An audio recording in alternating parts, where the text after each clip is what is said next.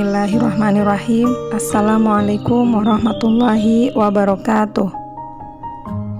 Alhamdulillahilladzi arsala rasulahu bil huda wa dinil haq liyudhhirahu 'alad dini kulli walau karihal kafirun. Allahumma shalli ala sayyidina Muhammadin wa ala alihi wa ashabihi ajma'in. Amma ba'du. Rabbi shrah li sadri wa yassir li amri wahlul 'uqdatam min lisani yafqahu qawli. Sahabat Salimah yang dirahmati Allah, alhamdulillah pada kesempatan kali ini kita dapat bertemu kembali di Kultum Ramadan. Mudah-mudahan Allah senantiasa memberkahi kita semuanya. Amin ya rabbal alamin. Salawat serta salam semoga senantiasa tercurah kepada kekasih kita Rasulullah Shallallahu Alaihi Wasallam beserta para keluarga, sahabat, serta umatnya yang senantiasa istiqomah. Kita berdoa dan berharap kepada Allah, mudah-mudahan kita semua menjadi bagian dari umatnya yang kelak mendapatkan syafaat dari Rasulullah Shallallahu Alaihi Wasallam. Amin ya rabbal alamin. Sahabat Salimah yang dirahmati Allah, pada kesempatan kali ini kita akan sama-sama belajar tentang ma'rifatullah. Ada 3 poin penting yang akan kita pelajari. Yang pertama adalah pengertian ma'rifatullah. Yang kedua, urgensi ma'rifatullah. Yang ketiga, jalan menggapai ma'rifatullah. Baik, kita langsung menuju pada pembahasan yang pertama ya, yaitu pengertian ma'rifatullah. Menurut Ibnu Qayyim al-Jauziyah, ma'rifatullah berarti pengenalan yang dapat menimbulkan perasaan malu, kecintaan, keterikatan hati, kerinduan, taubat, kedekatan, dan hanya berharap ridho dari Allah Subhanahu wa Ta'ala. Poin yang kedua adalah urgensi ma'rifatullah. Mengapa mengenali Allah menjadi hal yang penting bagi kita?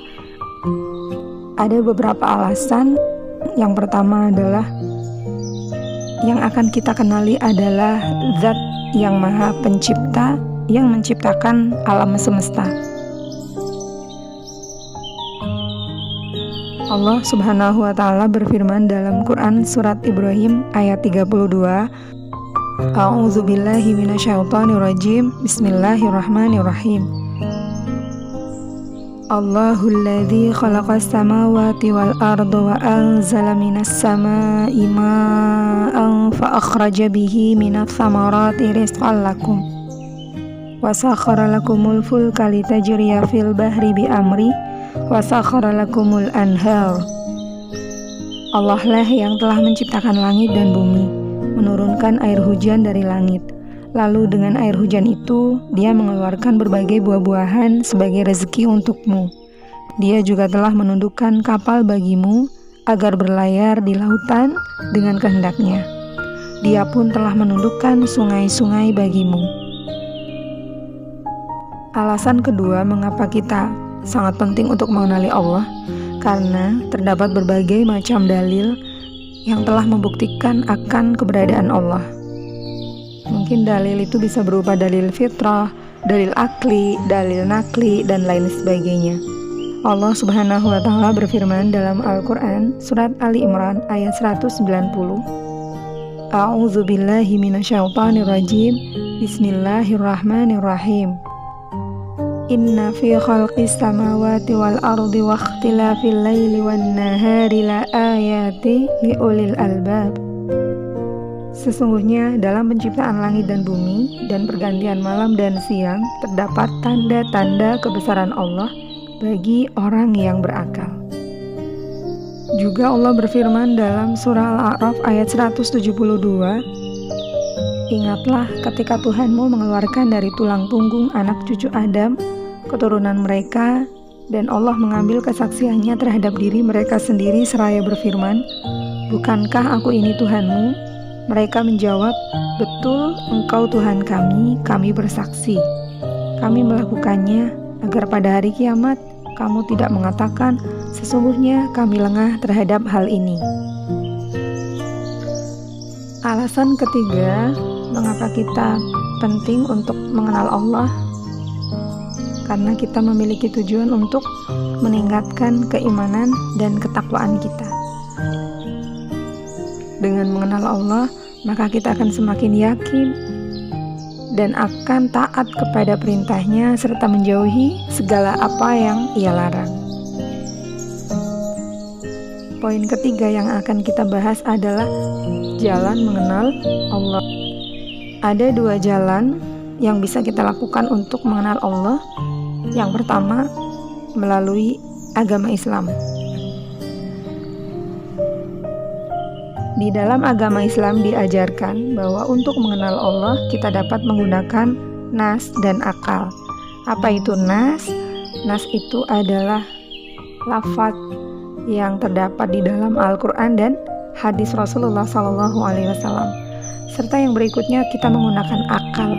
Dengan akal pikiran yang kita gunakan, kita melihat alam semesta ini ada dan kita gabungkan atau kita kaitkan dengan nas yang telah Allah dan Rasul tunjukkan, maka kita akan semakin mampu untuk mengenal Allah.